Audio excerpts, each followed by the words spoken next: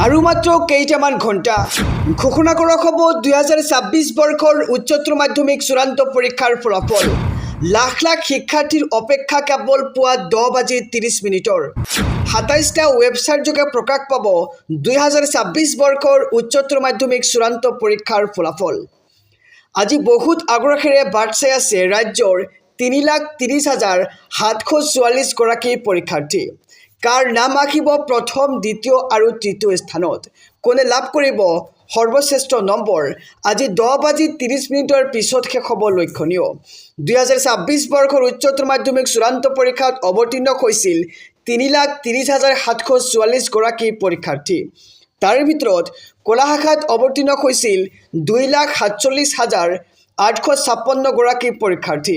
লগতে বিজ্ঞান শাখাত অৱতীৰ্ণ হৈছিল 61,568 গৰাকী পৰীক্ষাৰ্থী আৰু বাণিজ্য শাখাত অৱতীৰ্ণ হৈছিল 19,806 গৰাকী পৰীক্ষাৰ্থী।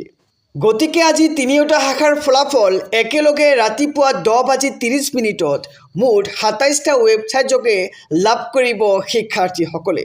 তোমালোকৰ মোবাইল ফোনত অতি সহজেই কেনেকৈ চাবা নিজৰ ফলাফল, এইখন ভিডিঅ'ৰ ডেছক্ৰিপশ্যন আৰু আই কাৰ্ডত মই এখন ভিডিঅ'ৰ লিংক দিছোঁ। তোমালোকে ভিডিঅ'খন চাই তোমালোকৰ ফলাফল চেক কৰিব পাৰা।